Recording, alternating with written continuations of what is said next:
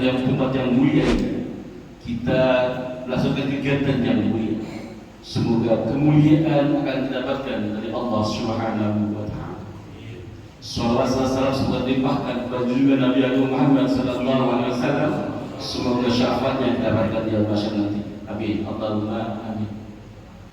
Ternyata subhanallah, kalau kita melihat riwayat Rasulullah sallallahu alaihi wasallam, saya coba tadi melihat, ternyata satu nama yang paling banyak disebut sedunia adalah kata Muhammad.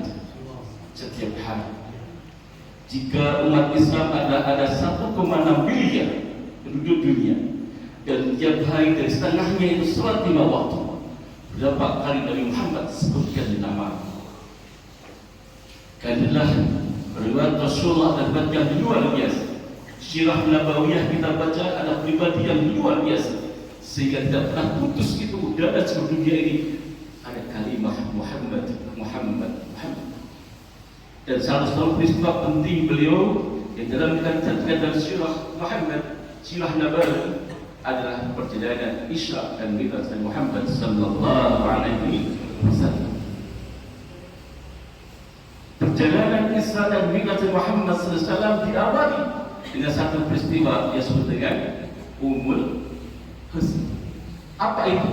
Adalah tahun duka cita. Manakala satu dakwah Rasulullah SAW menghadapi permasalahan, yang pertama adalah wafatnya kekasih beliau, pendukung beliau, mulai dari segi ekonomi, pemikiran, dan kedekatan hati. Wafatnya Siti Khadijah. Saat itulah bagaimana seorang Rasulullah yang terpandang berisi dengan seorang wanita, seorang saudara kaya raya, memberi pengaruh ekonomi yang luar biasa. Dan saat itu kemudian Rasulullah, Allah SWT memanggil Khadijah. Tidak selang begitu lama wafat paman beliau Abu Talib. Beliau adalah pendukung dakwah Rasul dalam apa? Dalam segi sosial, kemasyarakatan, dan politik. Ketika Quraisy dipimpin oleh Abu Talib dan Rasulullah sebagai pendakwah Islam hadir sebagai Nabi, sebagai Rasulullah SAW, maka satulah beliau punya perlindungan yang kuat dari segi sosial politik. Tidak ada yang berani mengganggu. Namun Allah berkehendak lain. Pada 10 tahun kenabian, Abu Talib dipanggil oleh Allah Subhanahu wa Ta'ala. Berduka beliau. Dan setelah itu pimpinan Quraisy dimulai oleh Abu Lahab. Dan saat itulah tekanan politik terbesar kepada Rasulullah, dilempar kotoran, dihalang-halangi dan lain sebagainya. Sampai kemudian Rasulullah bergeser ke Taif. Di sana pun kemudian Rasulullah menghadapi masalah besar, bahkan dilempar batu berdarah-darah. Karena itulah perjuangan ini Allah hibur Rasulullah dengan perjalanan Isra dan Mi'raj Nabi Muhammad sallallahu alaihi wasallam. Bapak hadirin yang dimuliakan Allah Subhanahu wa Ta'ala.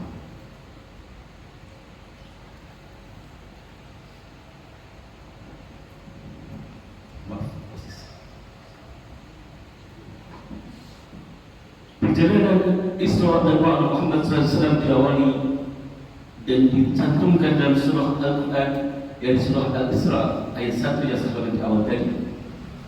A'udzu billahi minasyaitonir rajim. Bismillahirrahmanirrahim. Subhanalladzi asra bi 'abdihi lailan minal masjidil haram ila al-masjidil aqsa alladzi barakna hawlahu linuriyahu min ayatina innahu huwas samiul basir. Pertama, ayat ini diawali dengan kata Subhan, Maha Suci Allah. Subhan bermakna Subhanallah, yaitu Maha Suci Allah. Saya buka di kitab tafsir Ibnu Katsir, dan saya juga buka kitab Duratun Nasihin. Disampaikan bahwa diawali dengan Subhan, Maha Suci Allah, maka sesuatu itu peristiwa yang sangat penting sekali, sesuatu yang luar biasa sekali, yang jauh dari kebiasaan. Maka diawali dengan kata Subhan, Maha Suci Allah. Jadi Allah memilih sesuatu itu pasti ada maknanya dalam Al-Quran. Setiap kata ada punya makna.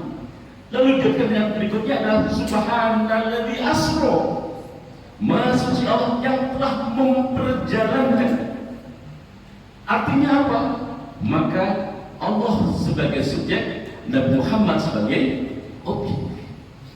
Artinya ini adalah kehendak Allah, Nabi Muhammad yang diperjalankan. Bukan Nabi Muhammad jalan sendiri, tapi ini adalah atas kendali Allah Subhanahu wa ta'ala. Subhanalladzi asra bi abdihi. Kenapa disebut dengan Nabi Muhammad saja? Padahal jelas objek Nabi Muhammad. Kenapa pakai abdi, hamba? Karena konteksnya adalah ketika perjalanan Isra Mi'raj Muhammad SAW yang dibawa seorang hamba yang tunduk kepada yang membawa. Jadi Abdul, kenapa abdi? Yang Nabi Muhammad yang jalankan, nggak ada siapa-siapa. Tapi Allah menggunakan kata Abdul karena relasinya adalah bahwa dia diperjalankan. Bisa dipahami? Sehingga Allah menggunakan kata abdi, hamba-Nya. Karena itulah maka subhanallah dalam kaitan ini Rasulullah SAW, Nabi Muhammad SAW adalah di bawah kekuasaan Allah dalam masa perjalanan ini. Sempurna adalah skenario Allah, kekuatan Allah. Asra bi abdi lailan, malam. Ada nggak pertanyaan sini? Kenapa tidak al-lail tapi lail? Karena kata al-lail itu sepenuh malam, tapi kalau lail malam yang pendek. Kerjanya sangat cepat sekali. Tidak ada pamitan sudah Khadijah, ya Khadijah aku mau mi'raj dulu, Isra dulu, tidak. Wahai sahabat, berdoa dulu kayak mau kita umroh, pamit dulu, tidak. Karena kerjanya cepat. Al-lail, malam yang pendek. Maka ada kesempatan bagi Rasulullah untuk pamit kepada Khadijah, sahabat yang lain dan sebagainya. Minal Masjidil Haram ila Masjidil Aqsa. Ingat, pada tahun itu belum ada Masjid Haram yang megah itu. Yang ada hanya Ka'bah. Di Masjid Aqsa tidak ada masjid yang bangun gede, tapi baru ada ikatan ketika Buruk sedang diikat dan Muhammad Amin. Artinya apa di sini?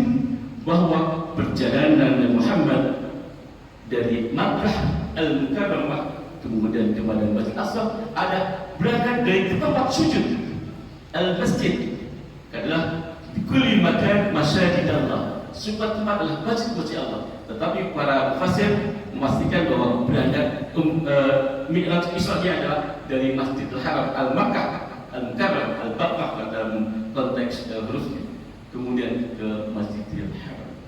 Artinya apa? Bahwa ini adalah perjalanan dari satu pengabdian yang tulus di Makkah menuju sebuah kebaktian yang tulus kepada Masjidil Aqsa. Alladzi barakna haulahu linurahu min ayatihi. Yang kemudian disuruh berjalan itu diberkahi oleh Allah. Karena ada setiap momentum penting pasti ada keberkahan dari Allah, baik yang nyata ataupun yang tidak nyata. Dalam konteks Makkah, Madinah, kemudian Yerusalem, kita bisa melihat bagaimana keberkahan itu. Sebuah negeri yang kering itu Allah limpahkan minyak yang luar biasa sehingga mengakhiri ekonomi dunia. Kalau kita siapkan bisa hitung bilang itu bukan Aramco, Arabic price gas. Jadi mau hitung itu standar sana. Kalau hitung gas di sini, bagaimana harga minyak di Arab ya? Allah tampakkan ayat-ayat itu. Dan dikisahkan kalau kita sering ceramah di Turki itu bukan sekali ceritanya itu bagaimana kita dalam perjalanan itu ada kisah-kisah yang besar. Lalu kemudian Allah melalui Mi'raj ke Sidratul Muntaha, menerima perintah satu ibadah, satu ibadah yang menyerahkan Allah langsung. Perintah salat Allah langsung yang perintah. Karena apa? Ini yang penting nanti. Bapak sekalian, saya belum cerita ke sini. Saya mau tanya ke belakang lagi. Rasulullah memperjalankan dalam waktu yang pendek tadi, hanya sekejap mata dari tengah malam yang gelap diceritakan di situ sampai kemudian subuh kembali kepada sholat subuh berjamaah di asar. Apa yang perjalanan ini? Dikatakan kita ada buruk, ya, buruk bermakna kilat. Artinya apa? Rasulullah disambut dengan malaikat Jibril untuk dengan kekuatan cahaya. Memang saya coba cari hadis, saya ketemu yang digambarkan buruk itu apa? Kepalanya wanita cantik, kemudian ada permadaninya, kemudian ada badannya kuda. Dan kemudian kalau tidak salah saya pernah lihat waktu saya kecil ada hambal ya, ada dinding itu gambar buruk gitu. Saya tidak ketemu itu. Semua hadis mengatakan bahwa belum digambarkan seperti gambarnya itu seperti suara saya kayak kuda, tidak segede kuda, kecil tidak sekecil di atasnya himar, gitu. Keledai. Tapi kecepatannya adalah kecepatan cahaya. Kalau saya itu kemudian kecepatan cahaya. Ini sesuai dengan apa? Di dalam surat Asy-Sajdah surat 32 ayat 5. Di situ satu ayat yang mengatakan bahwa Dia Allah dalam urusannya ke bumi, dari langit kepada bumi atau dari langit ke bumi, dan kemudian urusan kembali kepada Allah sama dengan satu hari yang ukurannya sama dengan 1000 tahun makhluk perang. Sekarang dibuka surat Asy-Sajdah. Saya punya tulisan yang menarik dan ketika hidup sama matematika fisika, L sama dengan V sama dengan T dan sebagainya, kecepatan. Jadi hidup sama dengan tukang dunia, jadi kecepatan cahaya. Ketemunya adalah 297 sekian, yaitu 300.000 km per detik. Itulah kecepatan yang dipakai oleh Allah menghandarankan Nabi Muhammad SAW dari Masjidil Haram, Masjidil Aqsa. Kemudian naik pada Sidratul Muntaha. Namun saya coba cari kenapa ada gambar visual seperti itu. Saya coba cari beberapa ulama di kampung membaca kearifan lokal. Apa maksudnya? Ternyata para ulama itu menjelaskan pada masalah dengan sangat sederhana bahwa Rasulullah SAW melampaui semua setelah beliau menaiki satu wanita adalah nafsu. Beliau mampu mengendalikan nafsu, tapi tidak boleh dikendalikan oleh nafsu. Digambarkan permadani adalah sebuah jabatan, maka Rasulullah mampu menduduki jabatan, bukan menduduki jabatan. Dan kemudian kuda adalah harta. Rasulullah SAW mampu memiliki harta, tapi tidak memiliki harta. Maaf, ini saya belajar dari kayak kampung. Tolong tidak dicari. Saya nggak ketemu di hadis itu. Hanya kearifan lokal saja untuk memahami bagaimana perjalanan Rasulullah itu berangkat dari pribadi yang lepas dari kebendaan, lepas dari nafsu, lepas dari jabatan atau posisi masyarakatan. Lahu ma fis samawati wa ma fil ardi wa ma bainahuma. Dalam diri Rasulullah ada keyakinan semuanya milik Allah.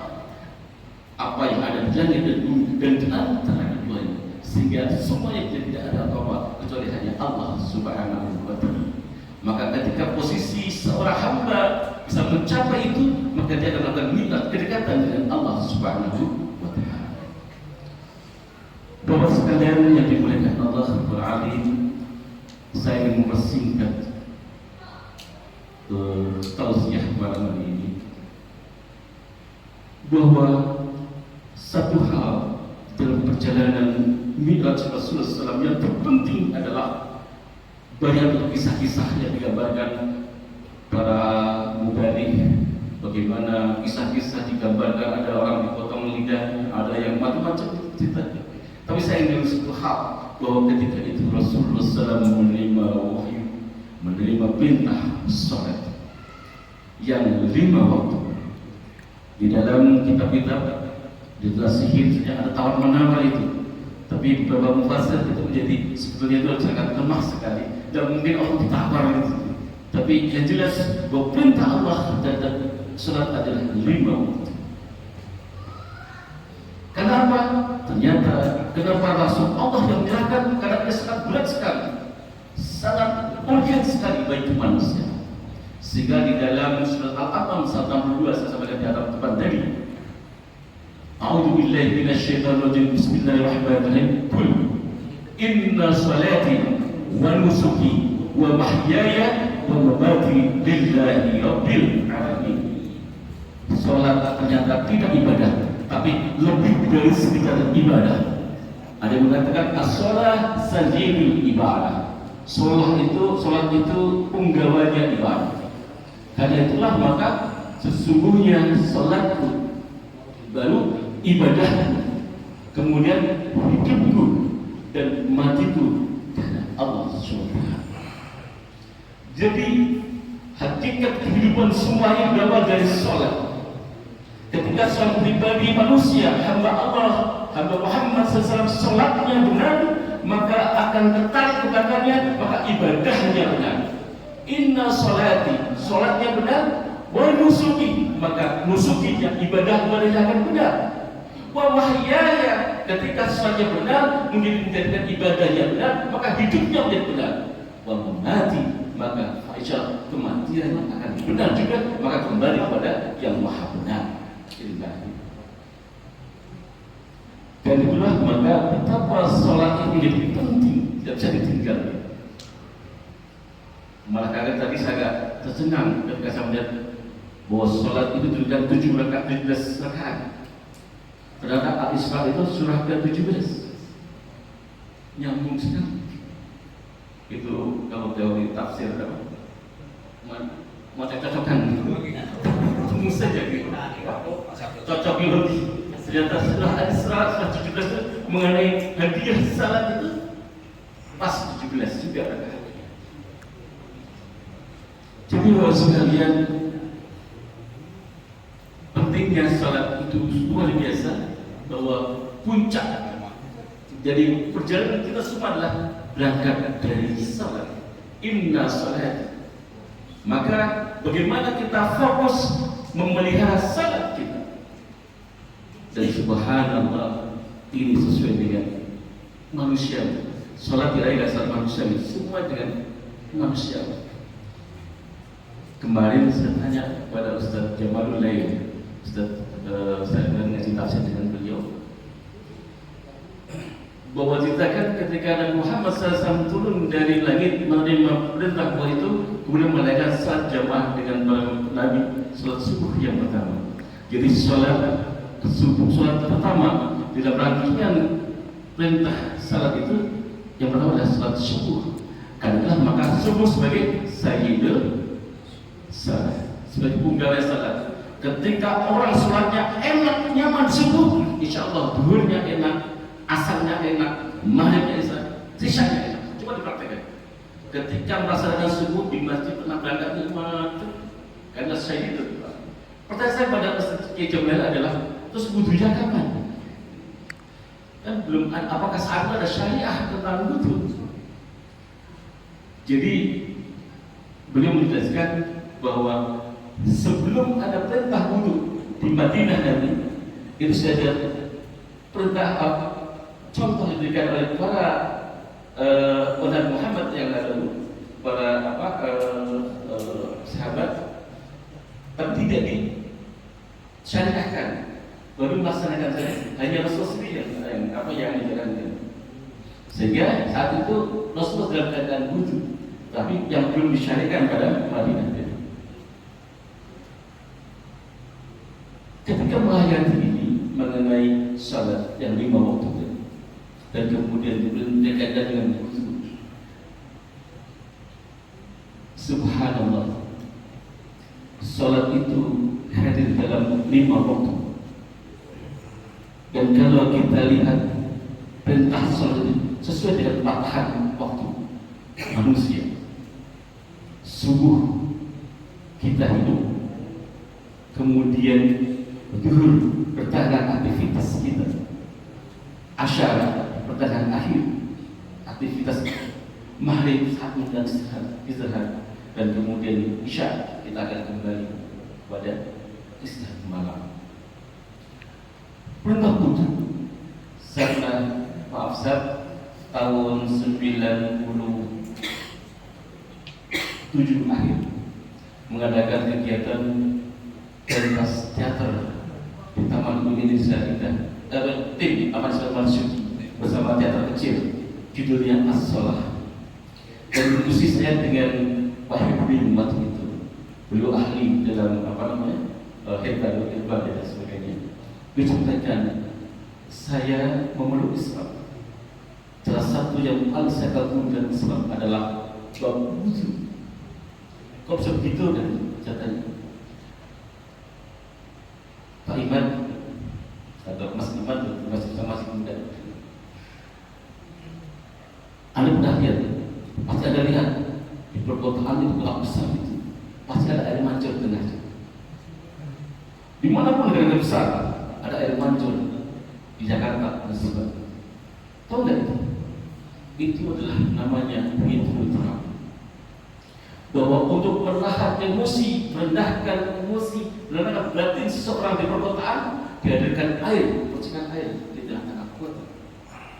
Subhanallah, Islam kita mengajarkan kita memercikan air untuk kita pada saat tengah-tengah waktu, dengan tempat yang tepat. Ketika bangun tidur, yang kita awal adalah kita percikan air wajah kita untuk menangkan batin kita dari kegelisahan kita. Lalu kemudian zuhur kita aktivitas sibuk rapat dan sebagainya, maka kita hentikan itu, kita percikan air muka kita dan kita berwudu.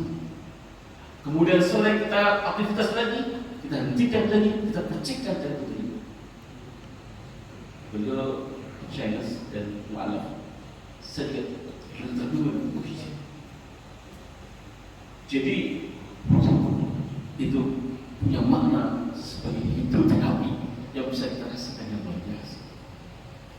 Yang kedua, saya pernah nginap malam di Maya Rendra pada tahun 96. Setelah makan pagi beliau cerita banyak, sama cerita itu. Beliau ada mu'alaf juga. Bahkan beliau itu tiba-tiba bersahadat di pantai Ancol, di belah pantai, tiba-tiba bersahadat dia. Karena waktu dia mengadakan pentas teater Albert Janji namanya. Sedang mengenal itu, tiba-tiba dia pengen ke pantai Ancol, kemudian dia tiba-tiba bersahadat, terkaget. Akhirnya kemudian kembali ke kiai dan minta bimbingan. Dan kita begini,